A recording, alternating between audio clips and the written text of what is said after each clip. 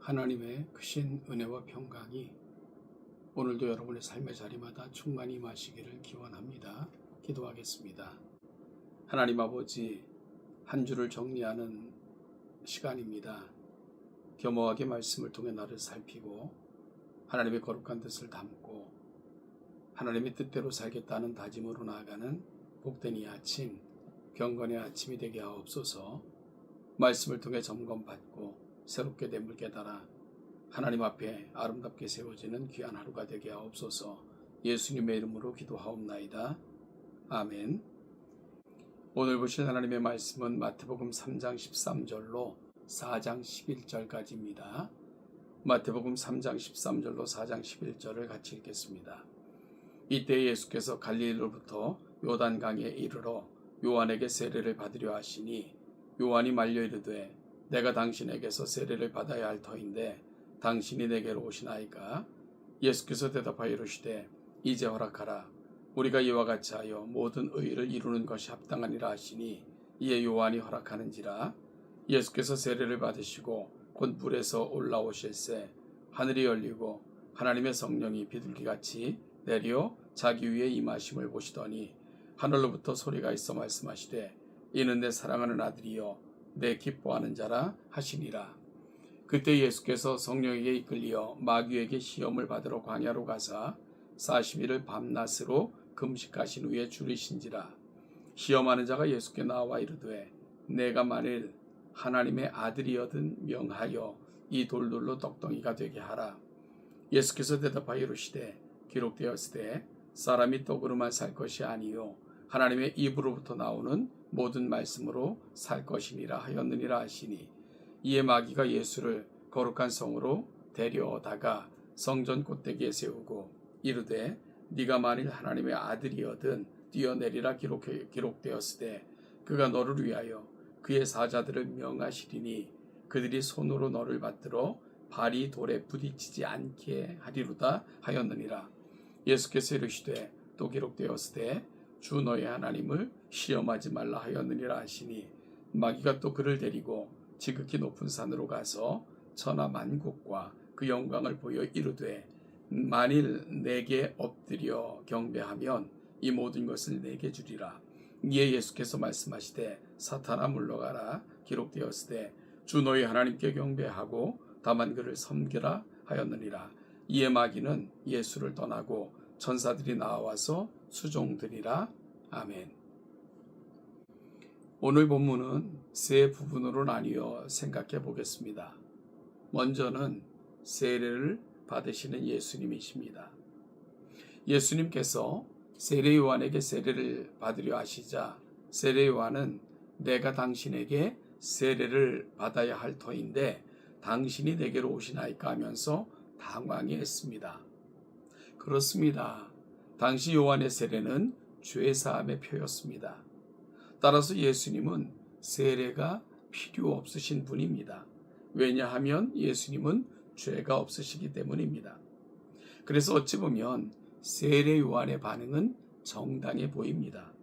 그런데 이런 세례 요한에게 예수님은 이렇게 말씀하셨습니다. 이제 허락하라. 우리가 이와 같이 하여 모든 의를 이루는 것이 합당하니라.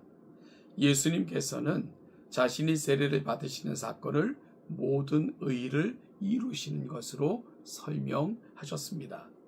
여기서 의란 하나님의 뜻에 합당하게 행함이라는 의미와 하나님의 뜻을 성취함이라는 의미가 담겨져 있습니다. 그렇다면 예수님의 세례는 예수님이 이 땅에 오신 이유와 깊은 연관이 있다는 것을 알게 됩니다. 그것은 바로 십자가를 지시는 일입니다.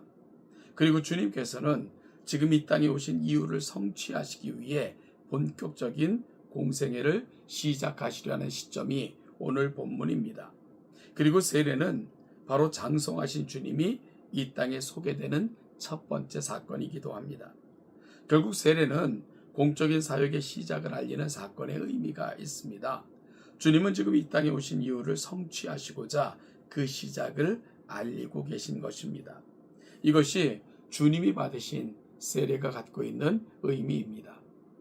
이 땅에 오신 순간부터 모든 것을 오직 한 가지 아버지와 아버지의 섭리와 뜻에 맞춰 사셨던 분, 주님의 모습은 우리가 이 땅을 사는 동안 무엇을 품고 무엇을 담고 무엇을 위해 살아야 하는 것을 분명히 보여줍니다. 우리 모두도 이 땅에 나를 내신 하나님의 분명한 뜻이 있음을 기억하면서 그 뜻을 기억하고 그 뜻을 담고 그 뜻을 위해 살겠다. 하나님의 거룩한 나를 보내심의 의미를 성취하며 살겠다 다짐하는 복된 이 아침이 될 수 있기를 간절히 소망합니다. 다음은 주님께서 세례를 받으실 때 하늘에서 들려온 소리와 현상입니다. 하늘에서는 이는 내 사랑하는 아들이요 내 기뻐하는 자라는 음성이 들렸습니다. 그리고 하나님의 성령은 비둘기같이 예수님 위에 임재하셨습니다. 그리고 이후 늘 끝까지 함께 하셨습니다. 하나님은 지금 세례를 받으시려 나오는 그분은 바로 하나님의 아들 하나님이심을 분명하게 선언하셨고요. 얼마나 사랑하는 아들인가를 확인해 주셨습니다. 오직 아버지의 뜻대로 이 땅에 오셔서 그 원하심을 좇아 귀한 사역을 시작하시는 아들에 대한 아버지와 아버지의 애틋함과 응원인 것입니다. 그리고 성령님께서는 그 위에 임재하셔서 함께 하셨습니다. 성경에서 가장 분명한 성삼위 하나님의 모습이 보여지는 순간입니다. 결국 성경에서 성삼위 하나님으로 자신을 분명하게 보이신 순간은 우리를 구원하시는 그 사역에서임을 분명히 알게 해주는 부분입니다. 그리고 삼위 하나님께서는 각자의 역할을 좇아 우리의 구원을 계획하시고 진행하시고 완성하셨습니다. 따라서 세례를 받으시는 그 자리에 함께 하신 성삼위 하나님의 모습을 보면서 성삼위 하나님께서는 우리를 얼마나 존귀하는 자로 보시고 여기시는가, 우리의 구원을 위해 하나가 되셔서 일하시는 하나님을 만나게 되는 것입니다. 하나님께서는 결국 우리의 구원을 위해 낮아지시고 섬기시고 희생하시면서 이 큰 구원을 이루신 것입니다. 하나님께서 피조물을 위해 이렇게 하신 것입니다. 그러면 이 하나님을 믿는 우리가 가야 할 자리가 어디일까요? 베드로 사도의 권면처럼 하나님을 믿는 믿음의 털을 굳건하게 닫고요. 믿음의 덕의 지식을, 지식의 인내를, 인내의 경건을, 경건의 형제 우애를, 형제 우애에 사랑을 더하는 귀한 삶으로 살아 하나님을 본받아 그리고 하나님을 보여주는, 하나님이 우리 가운데 하신 놀라운 일들을 우리가 살아가는 삶의 자리에서 드러내고 보여주며 살아가는 저와 여러분들이 될 수 있기를 간절히 소망합니다. 이제 세 번째는 세례 후에 광야로 이끌림 받으어 시험을 받으시는 예수님의 모습입니다. 마귀는 40일을 밤낮으로 금식하셔서 줄이신 예수님을 세 가지로 시험했습니다. 하나는 이 돌들로 떡덩이가 되게 하라 였고요. 다음은 예수님을 성전 꼭대기에 세우고 말하기를 네가 하나님의 아들이거든 뛰어내리라. 그러면 그가 너를 위하여 그의 사자들을 명하여 그들의 손으로 너를 받들어 발이 돌에 부딪히지 않게 하리로다고 시험하셨습니다. 셋째는 그를 지극히 높은 산으로 데리고 가서 천하만국을 보여주며 만일 내게 엎드려 경배하면 이 모든 것을 너에게 주리라고 시험했습니다. 이 시험에 대해 주님께서는 각 시험을 말씀으로 이기셨습니다. 여기서 말씀으로 이겼다는 것은 오직 하나님만을 의지하고 하나님께서 주시는 지혜로 승리하셨음을 말해줍니다. 그러자 마귀는 더 이상 예수님을 시험하지 못하고 떠나갔고요. 천사들이 나와 예수님께 수종들었습니다. 사도 요한은 우리에게 되어지는 시험을 하나님께로부터 오는 것이 아니라 모든 것이 육신의 정욕과 안목의 정욕과 이생의 자랑을 쫓아 온다고 말씀했습니다. 그러면서 이 모든 것들은 다 지나가지만 오직 하나님의 뜻을 행하는 자는 영원히 거한다고 말씀하셨습니다. 마귀는 에덴 동산에서부터 이와 같은 방법으로 인생들을 시험했습니다.